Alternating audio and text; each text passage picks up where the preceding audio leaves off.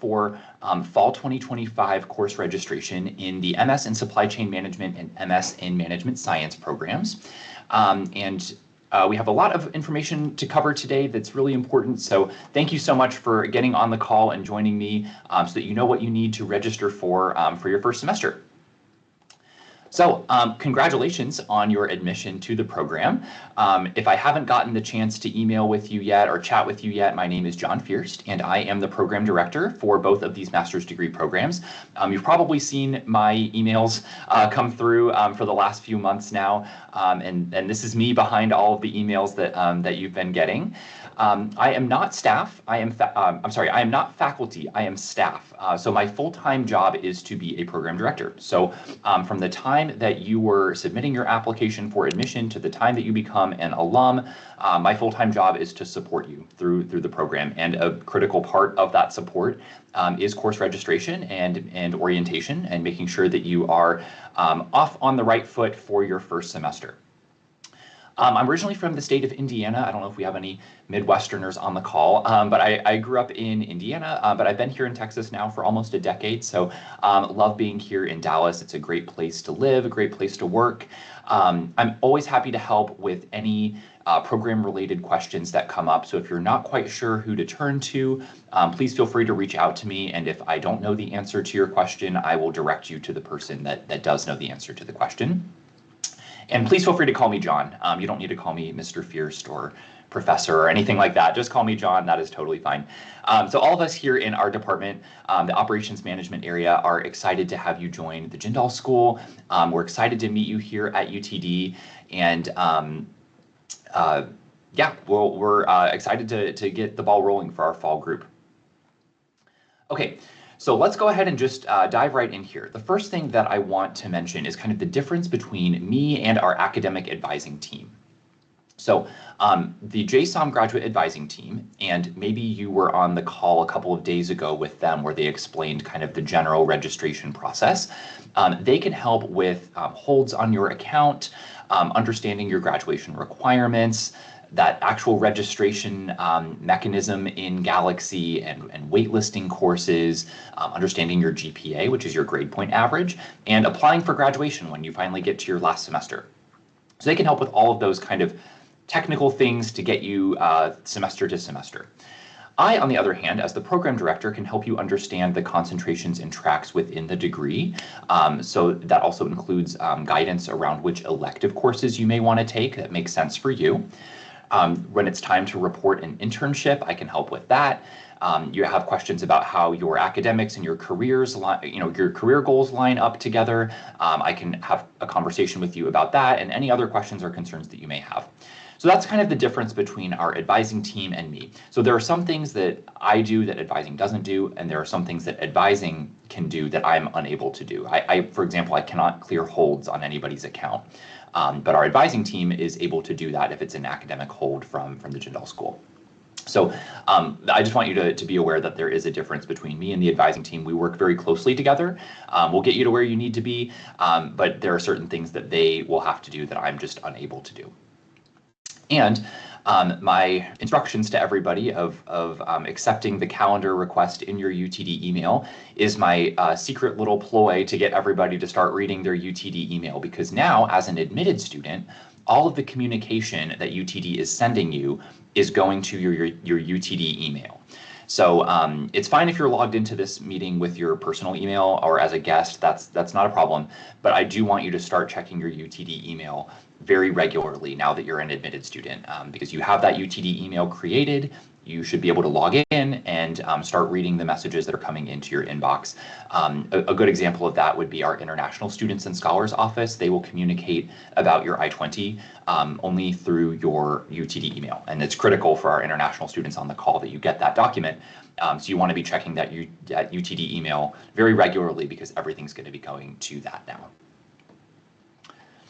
Okay, let's go ahead and talk course schedule. So for fall 2025, the very first day of class is August 25th, and there are 3 different types of courses that you'll see offered in the fall. The first type of class is a traditional course. That just has numbers in the section number. And that is a regular in-person class. It's a classroom with a day and a time. It might be, using the example that you see here on the slide, it could be in Jindal School room 2.803 on Thursdays at 7 p.m. That's the place you show up, day and time, regular class. We have some other courses that are online asynchronous, and that has a W in the section number. And those have no meeting room or class time. That means that you work on that class on your own time, week to week. You don't have to go to any classroom. You don't have to log on to your laptop at a certain time.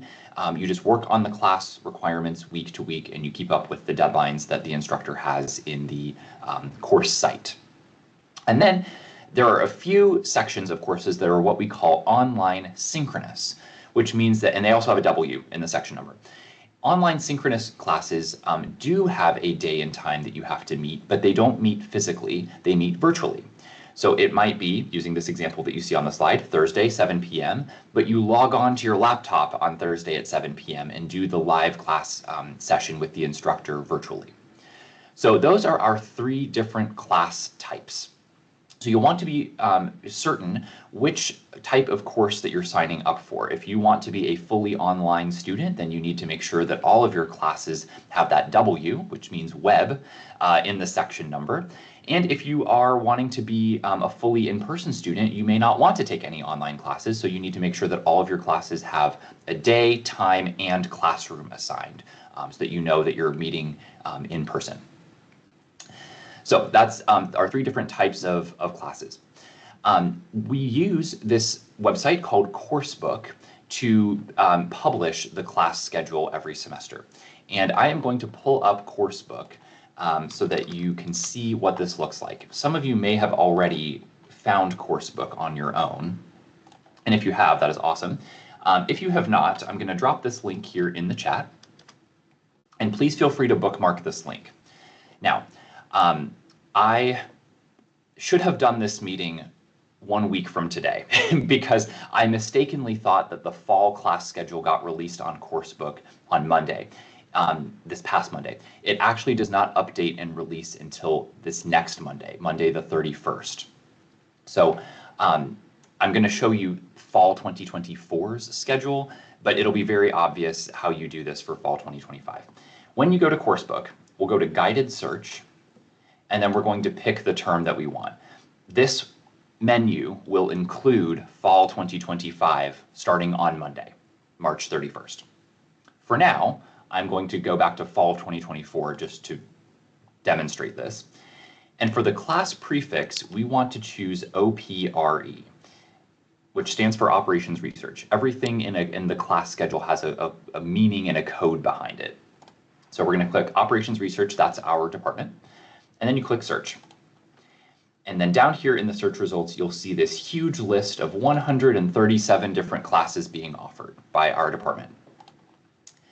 As a graduate student, you will want to scroll down until the classes start beginning with the number 6. So right here, there's the first one that begins with the number 6. In the class prefix, this OPRE, we saw that that stands for Operations Research. That means us, our department. And that means you guys, your program. And then the number also has a meaning. A 6 means it's for a master's student. A 4 or a 3 means it's for an undergraduate student. So we do not want to select any classes that begin with 3 or 4. We always want to pick classes that start with 6. There are also a few classes that start with 7. Those are for PhD students. So 6 means master's students. And then this number 3, that's the number of credit hours that the class is. So most of your classes will be 63 something. That means master's student, 3 credit hours. So this is where we want to begin looking at the classes that are offered. And you'll see that in fall of 2024, and fall of 2025 should be actually very similar to fall of 24. We had 3 in-person statistics sections here and 1 online. For operations management, we also had 3 in-person operations management sections and 1 online. And so this is where you can just start to browse the class schedule and see class by class what's being offered, what days, what times, who's teaching it, what the classroom is, et cetera, et cetera. So you see we have quite a lot of classes, but Coursebook has the full schedule for the whole university published to it. And this is where we'll want to go and view the class schedule. Okay, let me bring the PowerPoint back up here. So you'll see here, updates March 31st with the class schedule. Let's just say you want to find a little bit more information about these courses. Where do you go to look for that? When you click on each class, you can expand this section and you'll see a brief description of the course. So in our statistics class, this has a brief description of what you're going to cover in statistics. If there are any prerequisite courses required for it, who the instructor is. It'll also tell you how many people are enrolled and how many seats are available. If there are no seats available, this will say 0. And then day and time and all that. Instructors are not required to post their class syllabus until the first day of class. So what this means is that because we're looking at fall 2024, that was a few months ago, all of these classes have this little syllabus link, and you can actually view the syllabus for the class for all these classes because they happened in the past. You will not be able to see the syllabus for the class for fall 25. Instructors aren't going to be posting their syllabus until maybe a few days before the semester begins. So if you ever want to get a deeper dive into what does a class cover, and remember a syllabus is the document that outlines exactly what you're going to be doing every single week in that class and exactly what you're going to be learning and what the assignments are and what the tests are, then we'll need to go back in time. So you might want to actually go back to fall of 2024 to view some syllabus copies to get a better sense of what that class is going to entail. So we can see if you take statistics with Professor Sethi, this is the textbook that he's going to be using. These are what he plans to cover in the class. It looks like your final grade in the course will be based on mostly tests and then a few quizzes and some homework. These are what you need to earn in the class to get that letter grade. Here's all the topics he's covering week to week. So you see a much more granular picture of what that class is going to cover. So you won't be able to do this for fall 25. You'll need to go back a semester to fall 24 to view these syllabus copies if you want a little bit more detailed description on what the class is going to entail. Okay, so that is Coursebook. So again, this updates March 31st. When it's time to actually register for courses, you'll need to first clear any holds that may be on your account. Everybody probably has a hold on their account right now, and I believe our advising team mentioned this a couple days ago in their session that should be automatically cleared. However, for some of you, there may be some lingering holds if you deferred your admission. So if anybody is on this call who deferred their admission from spring 25 to fall 25 or fall 24 to fall 25, there may be some holds that have held on to your account because your admission was deferred, and you'll need to take a look at your account and see if you need to clear those. The main one that causes people issues is the TB test hold if you're an international student. They clear that hold once you do a TB test and you arrive to campus and do that.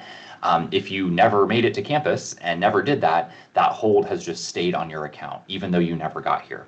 So you'll need to reach out to the Student Health Center and let them know, hey, I actually deferred my admission to fall. I never came here. Please, move that hold for me. That's the one that I see happen the most often. It's people who deferred their admission and holds have held on to their account. There's another hold that I will talk about in a little bit that will apply to some of you that you will need to manually clear. But if you have not deferred your admission and you aren't placed into the quantitative foundations class, which I'm going to talk about in a little bit, then you shouldn't have any issues with holds on your account. It should just be cleared automatically and you'll be able to register. Your official documents, so official test scores, official transcripts, official degree certificates, have to be received by UTD admissions before you enroll in your second semester courses. UTD having not received your official documents does not prevent you from registering in your first semester. You can add your first semester classes, no problem. However, if they don't have those official documents received by, let's say, October-ish, early October, then you're not going to be able to register into your spring 2026 classes, which is your second semester. So it's really critical that if you haven't gotten started on sending official documents to UTD, that you go ahead and send those official documents as soon as you can, because it won't cause a problem now, but it could cause you a problem in October when it's time to register for your second semester. The second thing you'll want to be aware of is your enrollment appointment, and that is the day and time that you can actually begin registering. For everybody on this call, it is most likely that your enrollment appointment is going to be April 9th, April 10th, or April 11th, and there will be a time associated with that as well. An enrollment appointment is kind of a misnomer. It's not actually an appointment. It's just a day and time that you can begin to enroll for that semester. So it might say Thursday, April 10th at 11 a.m. That does not mean you have to register for your classes on Thursday, April 10th at 11 a.m.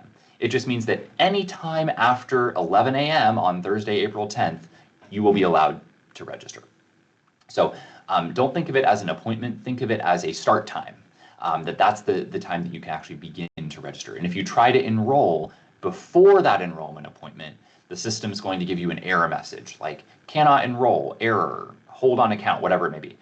It won't let you do it until that enrollment appointment comes. So to find that enrollment appointment, you'll go to your Orion Student Center, click on Manage My Classes, and then you select Fall 25. And then once that day and time passes, you'll be able to add your classes into your schedule.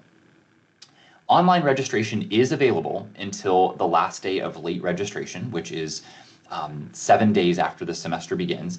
But I never advise anybody to wait to add their courses because classes do fill up. And as you probably saw on Coursebook, there's this little pie chart that you see here that shows you how full a class is. And you'll see a lot of our classes get pretty dang full.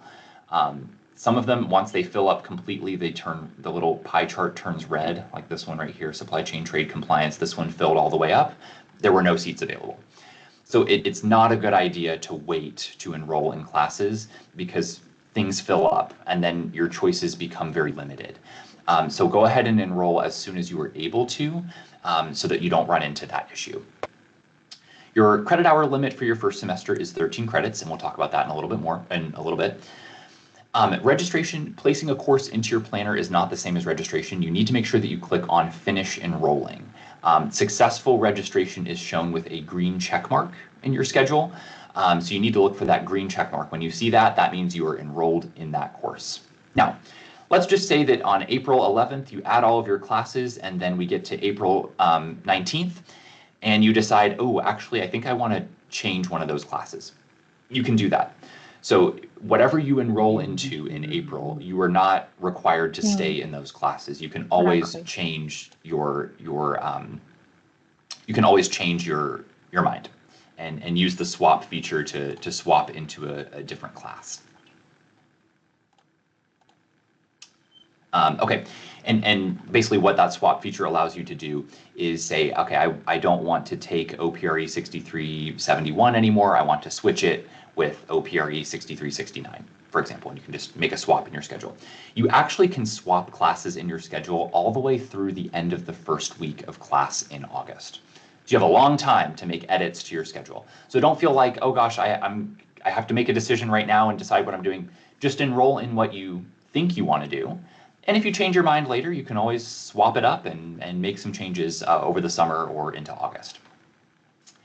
If there is a section of a class that is full, you can put yourself on the wait list. And the wait list is indicated by that orange or yellowy looking triangle. If you see that, that means that there is a wait list available for that class, and you can add yourself to the wait list. If a spot opens up in the class, then the registration system will enroll you off the wait list. Now, this is critical. You cannot be enrolled in one section of a course and waitlisted for another section of the same course. So I'm going to pop back over here to Coursebook. Let's just say that you are enrolled in Purchasing, Sourcing, Contract Management, this online section here with Professor K-Talk. You can't also be on the wait list for Professor Who's section of OPRE 6371. Okay, you have to pick which one you're going to do. Are you going to waitlist Professor Who's section or enroll in Professor K-Talk section? You can't be enrolled in Professor K-Talk section and waitlisted for Professor Who's section. It's the same class.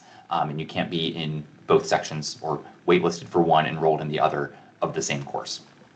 So do be aware of that. And if you try to do that, the wait list won't enroll you if you get off the wait list. So like if a spot opened up in Professor Who's class, the registration system will say, did not enroll, already registered in another section of the class. So just be aware of that.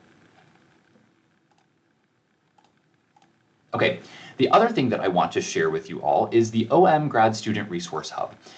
This is a box folder that I have created that has a bunch of resources that are available to students in the program. And it's behind a UTD login. And I'm going to drop the link here in the chat if you would like to use the link instead of the QR code, but you're also welcome to use the QR code as well, especially if you have the Box app installed on your phone. This resource hub has a lot of really helpful things in it. There's some academic success resources.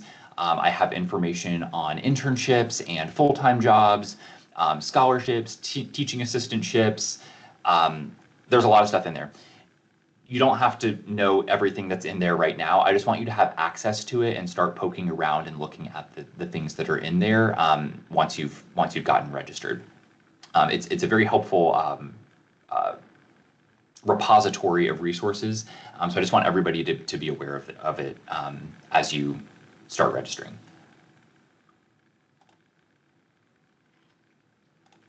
Okay, some other things related to degree planning, and then we're going to talk actual enrollment in your first semester. And the app, this is Box. It looks like, I'm going to throw this onto the screen here real quick. Looks like this, Box. When you click on the link, it should take you to a UTD login. I might be able to show you what that looks like potentially. No, I'm already logged in. But you should see a dark green with Box logo. Okay, hang on, got a lot of tabs open here. Okay, so graduation requirements. Your degree is 36 credit hours total. And there are 2 classes that you may take that do not count towards that 36 credit hours. They're called prerequisite courses. MAS 6102, Professional Development, is a prerequisite course, and OPRE 6303 is also a prerequisite course. So those classes do not count towards the 36 credits that you need to graduate. They are considered prerequisites. But you can take them in your first semester. We don't force you to do that first before you begin your coursework. We actually allow you to do that in your first semester alongside your regular classes. You will need a 3.0 core GPA and a 3.0 cumulative GPA in order to graduate. And we operate on a 4.0 GPA scale. So an A grade is worth 4.0, a B grade is worth 3.0, a C grade is worth 2.0, and an F is worth 0. So I always tell students aim for a B or higher in all of your graduate courses because you need to maintain that 3.0 core GPA and 3.0 cumulative GPA to graduate. If you are a dual degree student in the MS plus MBA program, please follow the course guidance from this meeting for your first semester. Once you get through your first semester, then we will pop you over to advising and the MBA office for guidance on your second semester and beyond. But for your first semester, follow the guidance that I am giving you and follow the regular MS guidance for your first semester. Full-time students. Full-time enrollment is 9 credit hours per fall and spring semester. And this is what F1 international students will need to maintain during their first year in order to stay in F1 status. So 9 credit hours in the fall, 9 credit hours in the spring. And there's a kind of a couple of ways that most of our F1 international students go about their degree. Option number 1 is to take 9 credit hours per semester. 9 times 4 is 36. So if you come in for fall of 2025 and you do 9 credits per semester, you'll graduate in 2 years, May of 2027. If you come in and take 12 credit hours per semester, 12 times 3 is 36, and that will get you to graduation at the end of 2026, December of 2026. The master's degree programs here in the Jindal School are what we call flex programs, which means that you get to decide how many classes you actually want to take each semester. So for our full-time students, they have to make sure that they, especially F1 international students, you need to make sure that you enroll in at least 9 credit hours each semester. But if your goal is to finish the degree in a year and a half, you can do that. You just need to take 12 credit hours each semester in order to get to 36 credits.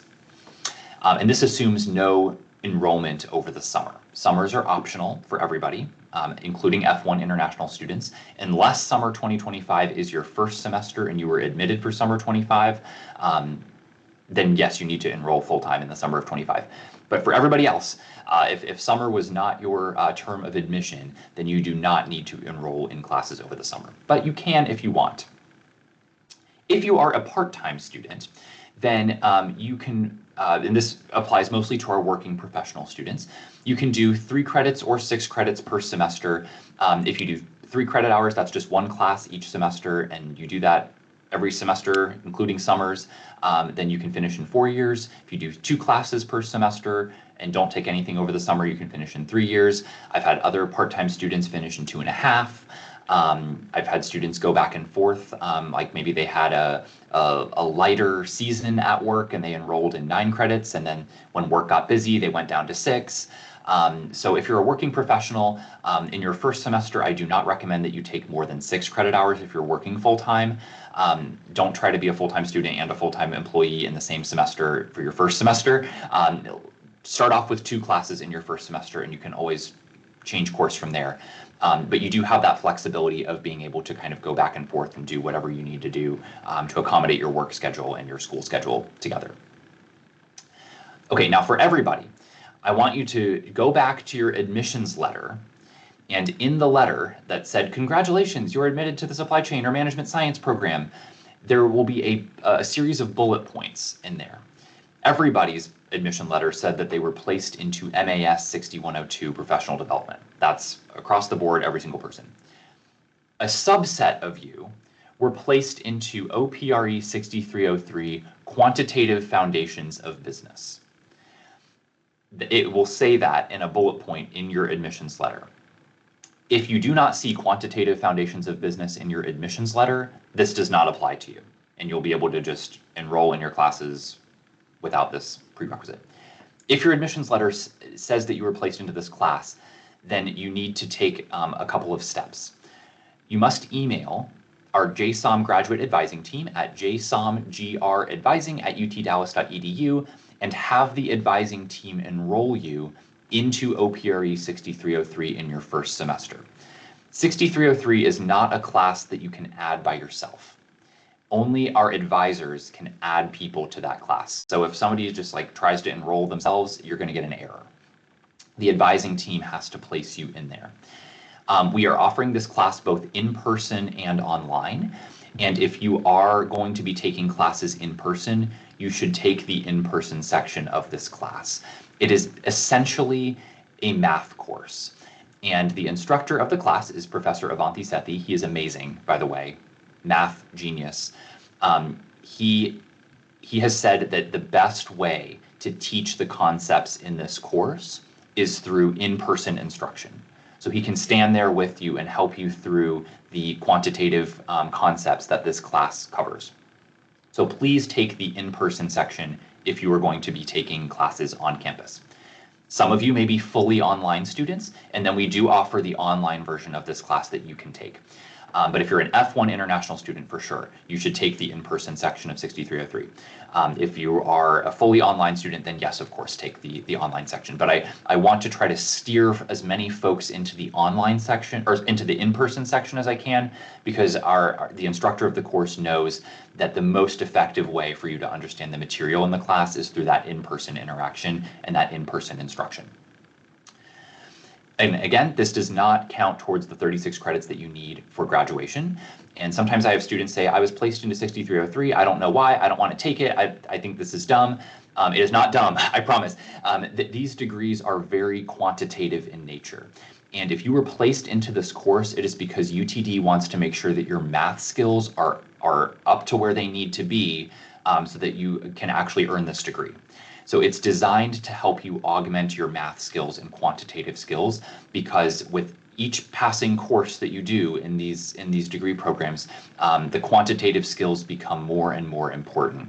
And we want to make sure that you're going to be as successful as you possibly can be in your coursework.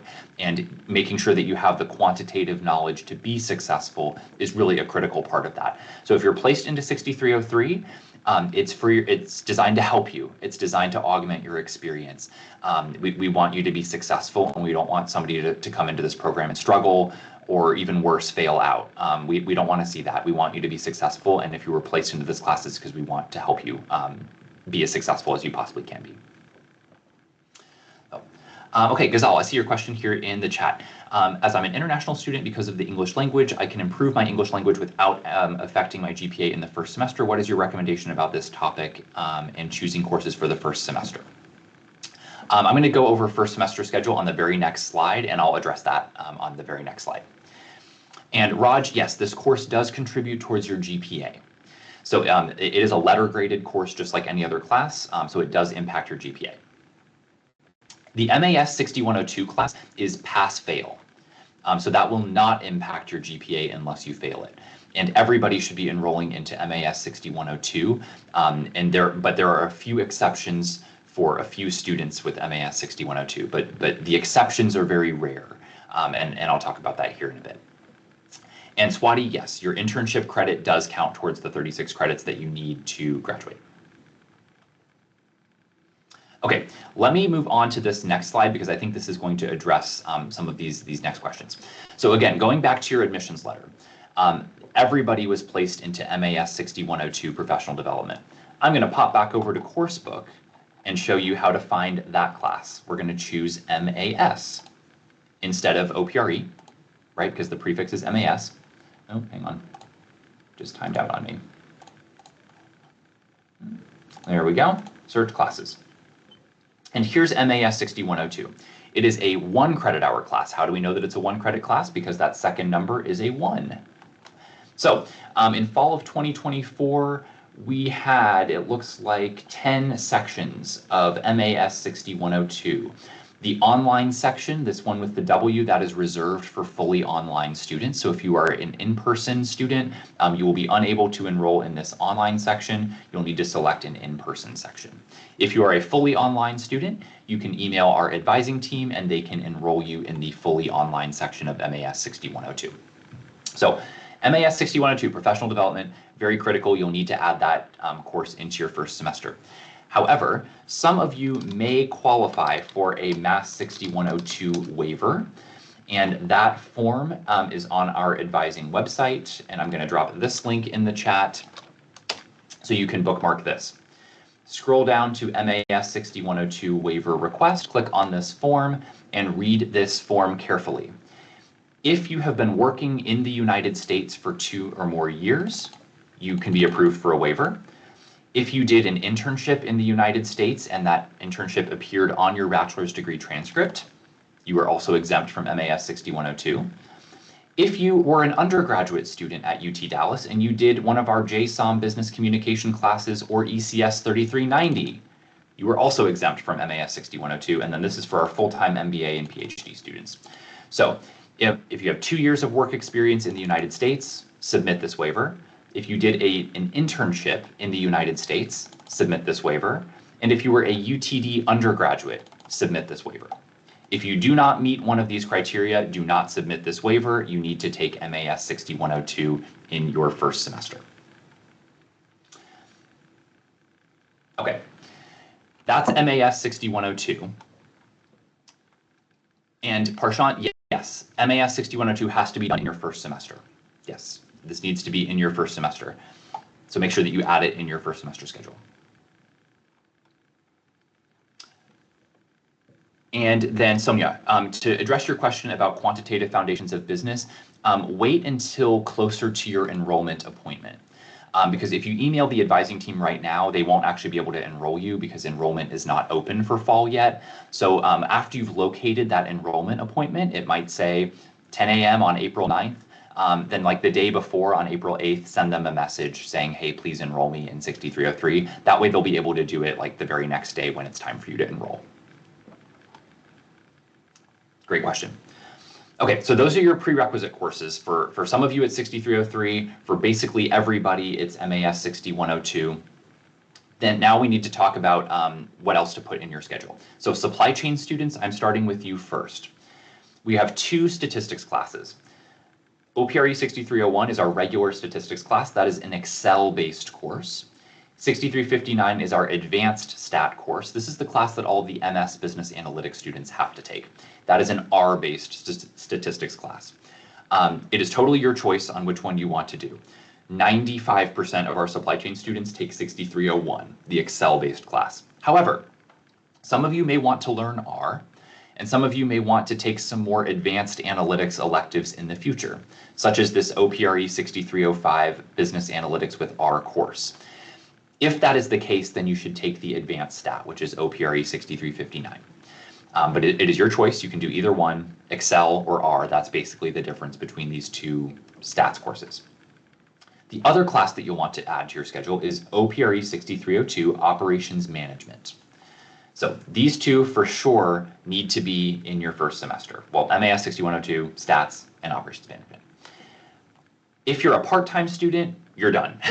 That is all you need to have in your first semester. You can move on.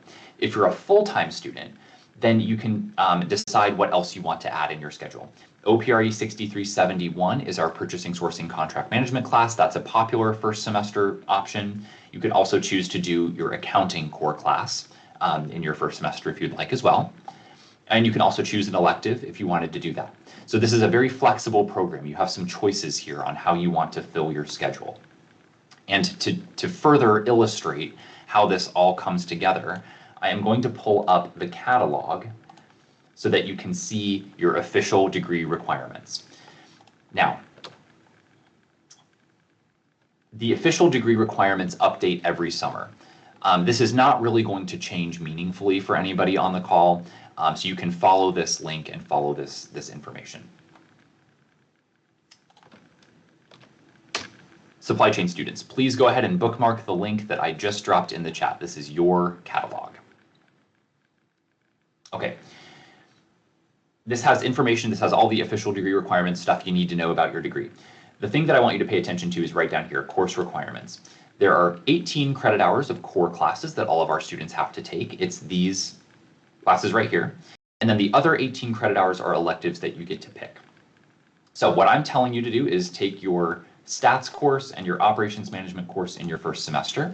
And if you'd like to add another core class to your schedule that you have to do, purchasing, sourcing, contract management is a great option, or you could choose to knock out your accounting class if you want to do that. Either one of those is fine. This global supply chain and global logistics cannot be taken in your first semester. You have to finish 6302 first before you can do those, so don't worry about that. You may also decide to go for an elective in your first semester, and there are a lot of elective options. But again, you'll need to go back over here to Coursebook to see which actual classes are going to be offered in fall of 25. Not every single one of these classes is offered in fall of 2025. These are all options for you to complete your degree, but not all of these are offered in fall of 2025. So you'll want to also use Coursebook to determine what you may want to do for your schedule. Okay.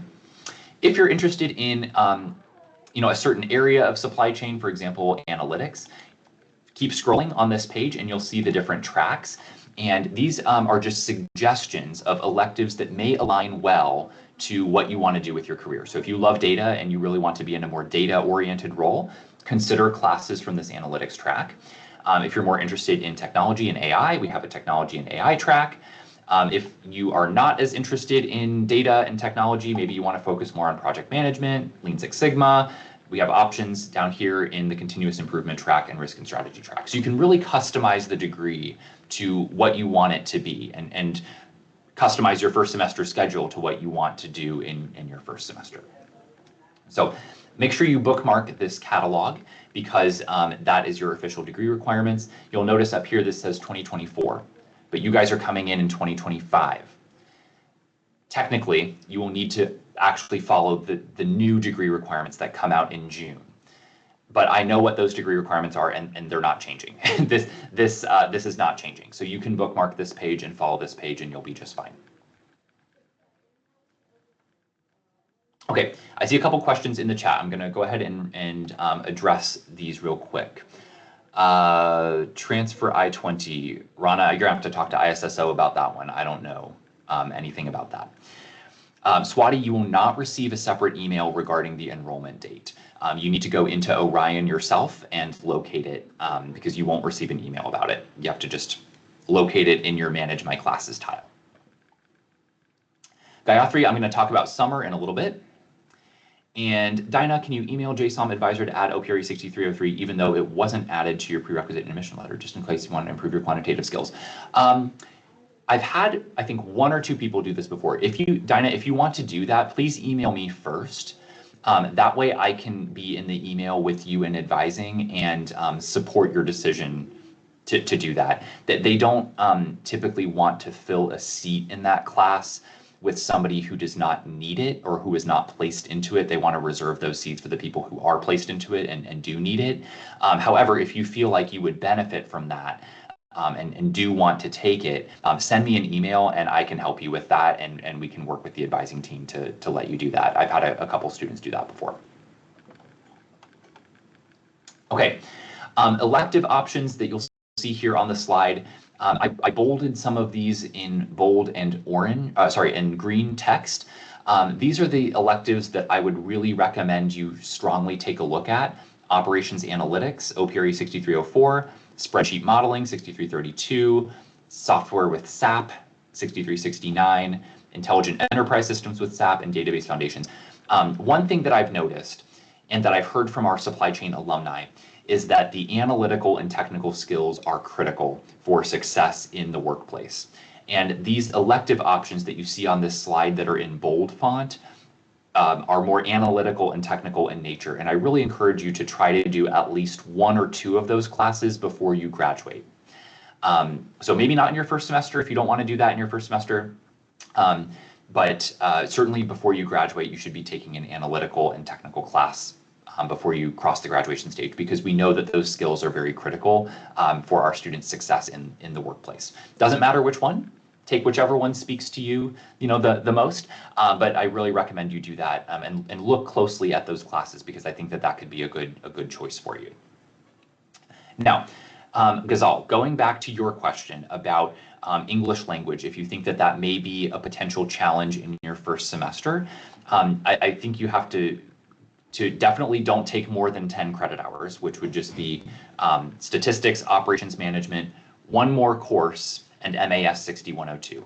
I always tell people, if you are a little shaky about being a graduate student, start with fewer credit hours in your first semester, and we can always take more credit hours in a future semester, right? You can always ramp up, it's fine. But what I don't want to happen is that you take the maximum number of classes that you possibly can, and then you start doing really poorly. That's not a recipe for success. So I think to answer your question, I would say don't do more than 10 credit hours. That's just 3 classes plus MAS 6102. And choose that 3rd class based on what your strengths are. So, for example, if you did your undergraduate degree in accounting or finance or business administration and you've taken multiple accounting classes before, maybe choosing accounting in your first semester would be a good idea because you have some familiarity with that already, and that might make the transition into being a graduate student a little bit more smooth, right? So think about what your strengths are, what your background is, and choose a class that aligns with that as best as you can. Critic, to answer your question, can you take any of these electives in any semester? Not every elective is offered every semester. Most are, but not every one is. A good example of that is, well, I don't think I have it. I think actually most of these are offered every semester. Merit. OPRE 6389. It's our managing energy class. That is only offered in the spring. So that's an example where there's an elective that's on the list. It's in your degree plan, but it's only going to be offered in spring semesters. So not every elective. A lot of the ones you see on the screen, though, these are offered every semester. So if you don't take it in the fall, you can take it in the spring, or vice versa. but there are a few electives that are only offered in one of those semesters. So if you are thinking about one of those classes and you want to check with me, you're welcome to send me an email and I can help you through that. I know what we typically offer each semester.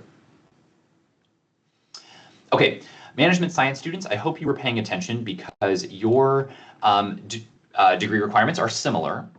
MAS 6102 is required in your first semester, and same thing, statistics. You choose either an Excel-based statistics class or an R-based statistics class, but for management science, you're required to take a business analytics class as a core course. So this is where you have two paths as a management science student.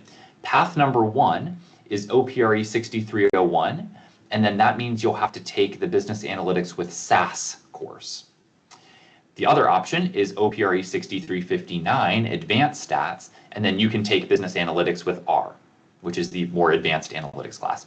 So you have to kind of decide which analytical level you want to be on. Do you want to be on the Excel level, which is a little bit more basic, or do you want to be on the advanced level, which uses R, and you'll be using R throughout those two core classes? So think about that, and then you choose your stats course accordingly. I would recommend taking one more core class for the degree, whether that be spreadsheet modeling or maybe another one, and then you can take one or two electives of your choosing. Management science students, I am going to pull up your degree requirements, and I'm going to drop this link in the chat for you, and you should bookmark this link. This has your official degree requirements in it. So same thing, all these program pages look similar. Here are your core course requirements, 12 credit hours of required classes. That's only 4 classes. My recommendation is to finish 2 of those in your first semester. And I am saying one of those needs to be your stats course. The other one could be spreadsheet modeling, it could be database foundations, or it could be business analytics with R. This SAS course, though, is only offered in the spring. So if you're going the SAS route, plan to do this one in spring of 2026. But if you're going the advanced stat route and you do business analytics with R, you can do that whenever you want. These 2 classes, spreadsheet modeling and stats right here, these are offered by our department. You'll notice these other 2 classes, though, have different prefixes, MIS and BUAN. MIS stands for Management Information Systems, and BUAN stands for Business Analytics. These are offered by a different department. So I don't control the schedule for those classes. So just be aware that half of your core comes from us, half the core comes from another department. Okay, you can choose electives from anywhere in the Jindal school. And you can pick electives from anywhere you want from the Jindal school, as long as that course number starts with a 6. Then you are good to go. Management science students, if you have popped over to, hold on, I think I have the box folder over here. I want to share with you, we're going to bring this right back on the screen here. In the OM Grad Student Resource Hub, I want you to scroll down to Management Science Elective Choice Guide. Because as you know, you can choose electives from anywhere in the Jindal school. And sometimes people think, oh my God, I don't know what I'm going to pick. I have a guide put together for you to help you with that. And I put together this guide based on career themes. So if you want to work in business analytics, or you want to work in project management, or you want to work in supply chain, or whatever it may be, I have some elective guidance here that aligns with those different career areas. So please go into the box folder and take a look at this elective choice guide that might help you in kind of narrowing things down and saying, okay, this is something that I think I want to work in. Here's some ideas for my first semester schedule, or here's some ideas for my elective courses that I can take while I'm here. Sonia, yes, you can absolutely concentrate on supply chain when you're a management science student. I have students do that all the time. Here's my recommended electives for supply chain if you're a management science student focused on supply chain. And in fact, Sonia, you may end up taking 6302. I would recommend that right alongside the supply chain students. Sachin, regarding course selection, since you said we won't be getting an email notification, where will we be notified? You will not be notified. You will need to go into Orion and locate it yourself. So if we go to Galaxy, which is just, if we were on the main UT Homepage here, resources, Galaxy, login, Orion. This is where you'll want to go. My Orion looks different from yours. But when you log into Orion, oh, let's try again. Sometimes it does this. I think it's my web browser because I leave it up all night when I'm not at work and then it, okay, here we go. You should see over here like a student homepage on this upper left, and you'll see all these different tiles. There's a tile in there that says manage my classes. That is where you'll go and locate your enrollment appointment. So you got to actually go into Galaxy and find it yourself. You don't get a notification, unfortunately. I wish you did. That would be, if there was a suggestion box at UTD, I would put that in the suggestion box. But it does not notify you. You got to go into the Manage My Classes tile. So Parshant, to go to your question about 6 credits versus 9 credits, it depends on if you're a full-time or part-time student. If you're a full-time F1 international student, you need to be in at least 9 credit hours. There is no choice there.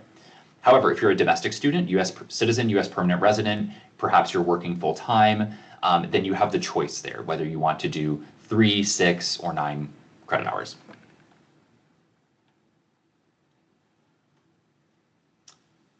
Sonia, to answer your question about the elective choice guide, let me see if it will let me upload a file, but it's in the Box folder. So you should have access to it via Box. And I do recommend you go ahead and log into Box on your computer with your UTD credentials. It's a widely used platform. So go ahead and try to do that. I'm going to try to, I don't know if it's going to let me upload a file into this chat because this is a large meeting, but I will try to do that later if I am able to, because I'm not seeing it as an option. Okay, Srayashi, again, it's in Box. So let me share this Box link again with everybody. Here we are. Okay, we're going to go here. And we're going to log in with our UTD credentials. This link should take you to what you see on my screen right now. And it's right in there. See, Management Science Elective Choice Guide. And I'm not seeing a way to upload a file into this chat. I'm sorry. You'll have to go into Box and download from Box. Okay. Swati, checking Orion. Go ahead and make sure you can log into Orion this week. Because when you get into this homepage, you should be able to see a Manage My Classes tile, and it should show you an enrollment appointment either this week or next week. It'll appear. We're just looking for fall 25. So if you don't see it this week, try again on Monday, and it should have an enrollment appointment information there for you.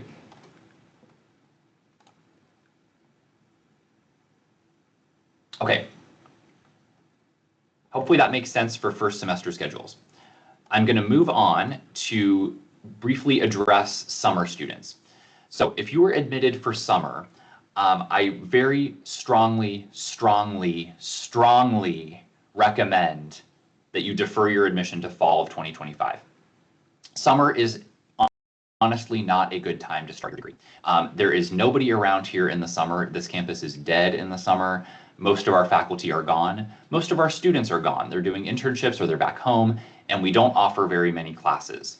The summer semester is a shortened semester. So a fall or spring semester is 16 weeks. The summer semester is 11 weeks. So you're condensing more information into a packed schedule. So summer is not a good time to start your degree. So again, I very strongly recommend that you defer your admission to fall 2025. You will have a much better experience coming in fall. Fall is our largest intake. We have the most number of classes. You get to meet a bunch of new students. The campus is buzzing. It's vibrant. It's the best time to start a degree. So I do not recommend that anybody start the degree in the summer. However, if you choose to move forward with the summer semester, you can't say I didn't warn you. But if you choose to do summer anyway, despite my strong pleading with you to not start your degree in the summer, then this is what you need to take in your summer semester. MAS 6102, there is one section of that class offered in the summer. Statistics is offered in the summer. OPRE 6302, operations management, is offered in the summer. And spreadsheet modeling is offered in the summer. But it's very slim pickings in terms of which classes you can take. Some of these classes are offered fully online, which if you're an F1 international student, that's not going to work for you. You got to have in-person classes in your first semester schedule. So again, please defer your admission to fall of 2025 and you will have a much, much better experience. Also, there are no scholarships in the summer. So if you aren't even able to apply for new student scholarships in the summer. However, if you defer that admission to fall, then you'll be able to submit the new student scholarship application and be considered for a scholarship award. Full-time enrollment in a summer semester is 7 credit hours. So that's MAS 6102 plus 2 classes if you're F1 international. If you are domestic and you still feel strongly about starting the degree in the summer, I would say take just 1 class in the summer if you're a domestic student, U.S. citizen, U.S. permanent resident, because the classes move fast. So what feels like 3 credit hours in fall, spring is going to feel like 5 credit hours in the summer because it's moving much faster. We have to pack 16 weeks of material into 11 weeks. So our instructors have to move much faster. So Parshant, yes, you are exactly right. You need to take 10 credit hours because 9 credit hours is the minimum that you need for F1 visa, and then plus the 1 credit hour of professional development. That's exactly right. Mabel, so once you're logged into Box, it should be right here on this main page, right here. Management Science Elective Choice Guide. Right there in the middle.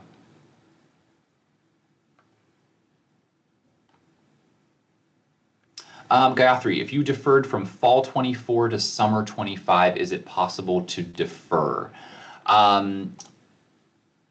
You'll have to reapply in that case. So the deadline to defer your admission is census day of the original term of admission. So in your case, since it was fall 24, once we passed September 5th, you're no longer able to defer admission anymore. It'll actually be a reapplication. So I think it is worth it to submit the new application for fall 25 admission. In that case, you don't have to upload any new documents. You basically just go into your applicant center and select fall 25 and fill out the application and click submit. You don't have to re-upload your resume or re-upload your transcript or get new letters. You don't have to actually do any of that. It's basically just a formality of submitting the application for admission for fall 25. So it's, yes, you have to reapply, but it's not like you have to start over from scratch. You're just submitting a new application for admission. Okay. There's a few other things that I want to get through. If you're an international student, this is for you. Send a message to ISSO using iComment for any I-20 or visa questions. I know nothing about the I-20 process. I cannot answer visa questions. So you'll need to work directly with our International Students and Scholars Office or ISSO to get those questions answered. If you are not going to make it to Dallas by the first day of class, that's August 25th, please defer your admission to spring of 2026. It's not ever a good idea to get here late. I don't advise anybody to try to arrive here after the first day of class. So if you're not going to be able to make it to Dallas, please defer your admission to spring 26 and join us in January of 2026. You will need to report your local address once you get here. So make sure that you're monitoring your UTD email because our ISSO office will let you know how to do that. And your TB test hold is pushed out to the first day of class if you're a new student, right? So if fall 25 is your original term of admission, then that TB test hold should not impact your ability to add your first semester classes. However, as I mentioned earlier, if you deferred your admission, that TB test hold is probably stuck on your account right now and stopping you from adding classes. So if you deferred your admission, then you should have that hold pushed out by emailing healthsen@utdallas.edu. Yusuf, you deferred your admission to spring 26, so this call is actually not even relevant for you. I will do this same call again for you in October. Now, for everybody, you should send your official documents electronically. If you have not already submitted those documents, electronic is the best way to go in terms of sending official documents. I'm going to drop a link here in the chat, and it is your electronic document submission options. Right here. So this link, I want everybody to take a look at, because sending your official documents electronically is the best way to go. Most students are able to find one of these options here works for them. If the university needs to email the documents to our admissions office, that is just admission@utdallas.edu, and they can send the official documents electronically that way. Electronic is the best way to go. It's the easiest. Our admissions office receives these documents quickly. It's the preferred method for getting official documents to UTD. If you have tried your best to get things sent electronically and it's just not going to happen, then you can have the official documents mailed physically to our admissions office using this address that you see at this link. This is your last resort option. Mail, things get lost in the mail, it takes forever, they have to physically open the package and scan it into your account, and it takes time and it's not the best way to go. So try to do it electronically if at all possible. Okay, then the other thing that you'll want to be aware of that as we get closer to the end of the summer is that you'll have orientation that you need to register for. If you're an international student, you have two orientations. International orientation, which is run by our Intercultural Programs Office, that is likely going to take place on August 20th. If things play out as they've played out in the past, they always do that the Wednesday before classes start, and that would be August 20th. Then the second orientation, this is for everybody, domestic and international students, is Jindal School orientation. That is run by our JSOM Dean's office and by me, and that is most likely going to be the Thursday before classes begin, August 21st. So people say, oh, I need to register for orientation. There are two different orientations, so you need to make sure you know the difference between the two. Intercultural Programs does international student orientation for the whole university. All international students go to that. And then our school does our school's grad student orientation the next day, and that's run by us. So be on the lookout for orientation registration because you'll want to sign up for those as soon as you can. A very brief note about internships. I'm not going to go through this in detail because this is not something you need to worry about as a first semester student, but once you've gotten here, then we'll talk about this in more detail. But you need to complete 12 credit hours and 2 long semesters in the United States with a 3.0 GPA if you're an international student, and then you become eligible for off-campus work authorization to do an internship. If you are a domestic student, then you are, of course, you can work at any point in time, but we cannot enroll you into your internship course until after you've completed 12 credit hours and 1 long semester at UTD. If you are a working professional, please feel free to email me directly once we get into your first semester to discuss how you can earn the internship credit. We don't want you to quit your full-time job. We can use that full-time job to fulfill the internship requirement of the degree, and I'm happy to work with you directly about that to make sure that you're in the know. Again, not anything you have to worry about now. You can email me later once we get into the fall semester. This is important though for everybody. If you think you're going to fail a course, please come in and talk to me because when you fail a class, you do not earn credit towards your degree. So if you need 12 credit hours to be eligible to do an internship and you fail a class, maybe you've only earned 9 and now you're not eligible for an internship. So if you think that's going to happen at any point, please come in and talk to me and let me know. MAS 6102 will help you tremendously in the internship search. It is designed to help you. Our Career Management Center runs that course and they bring in corporate professionals from the Dallas area to actually teach that class. So you will hear everything that you need to know about resumes, using LinkedIn, networking, interviews, cover letters, whatever it is that you need to know about the internship search, full-time job search. It is covered in MAS 6102. So the Career Management Center does an amazing job with this class. And it's just like OPRE 6303, it's designed to help you. We want you to be successful in the classroom. We also want you to be successful in that internship and job search. And that's where MAS 6102 comes into play.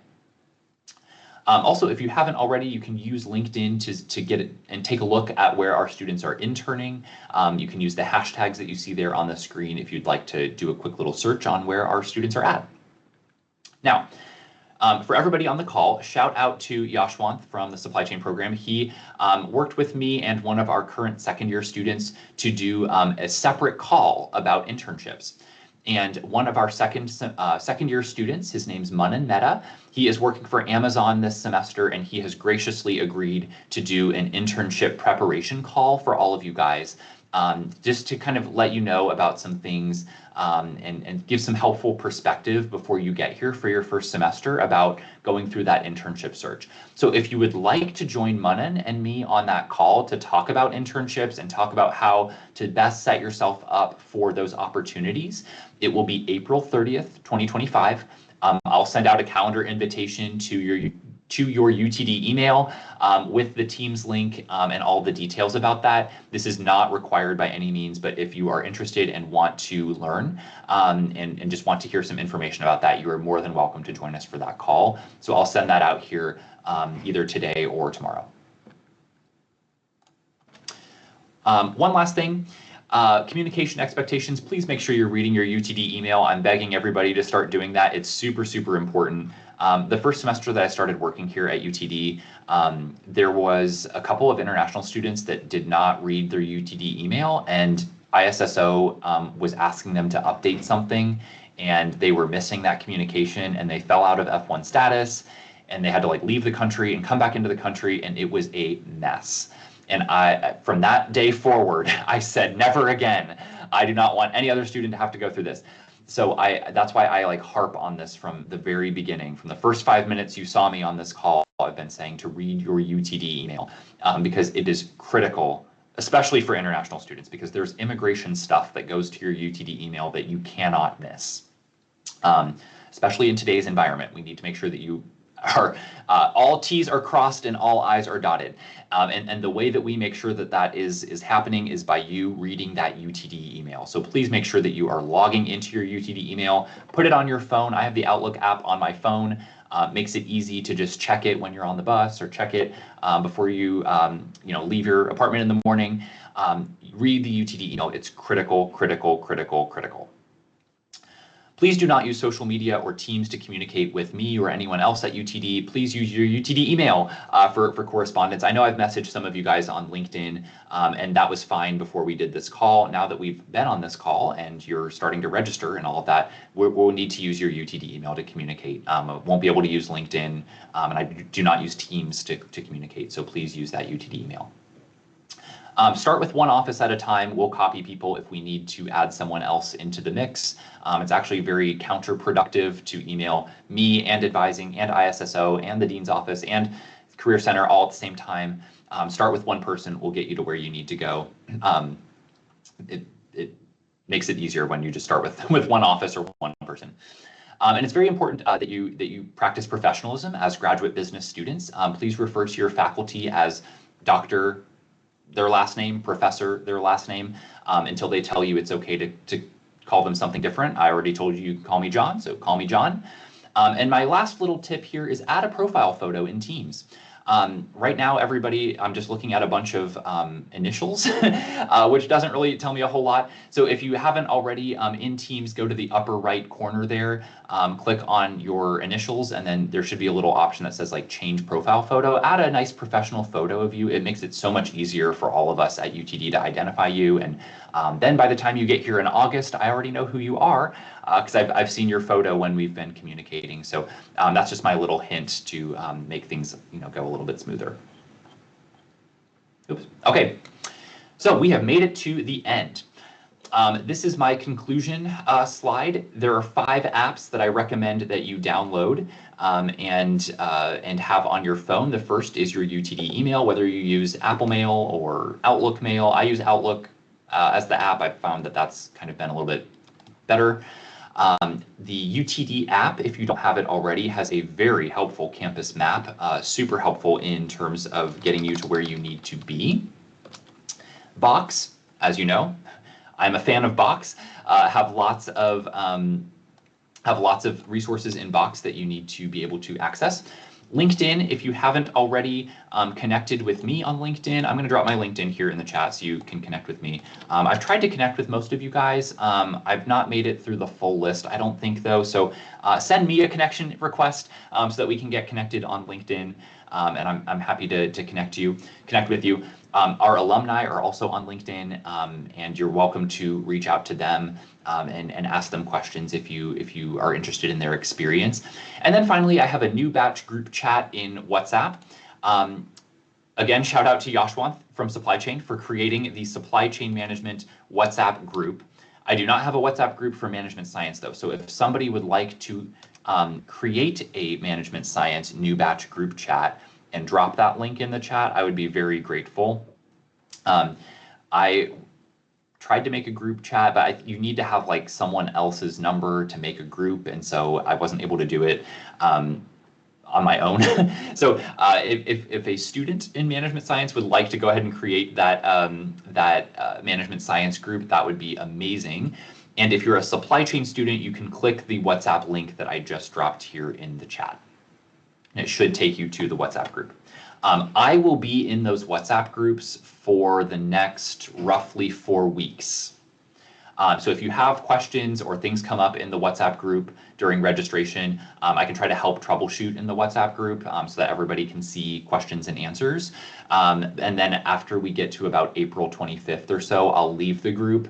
That way I'm not looking over your shoulder all the time. And then you guys can just talk amongst yourselves once we get towards the end of April.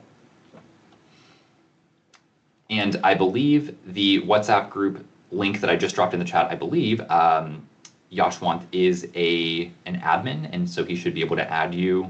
He might have even made me an admin. I'm not sure. Honestly, I'm not a WhatsApp pro. I've kind of left it to Yashwant for that one. But Sonia, nobody has made a Management Science group chat yet. So if you want to create one and drop that link in the chat, that would be amazing for Management Science. Or if somebody would like to message Sonia with their number so she can create a chat, because I think you need 2 people to do that, that would be awesome. And we can make sure that we get that done before we leave the call today. Okay, so I have made it through my presentation. If you have questions here, you're welcome to reach out at any point in time. There's my personal email address, and I'm going to stop the recording here. So thank you to everybody who watched the recording. If you've watched this recording or this video and you have questions, please reach out and let me know, and I'm happy to help.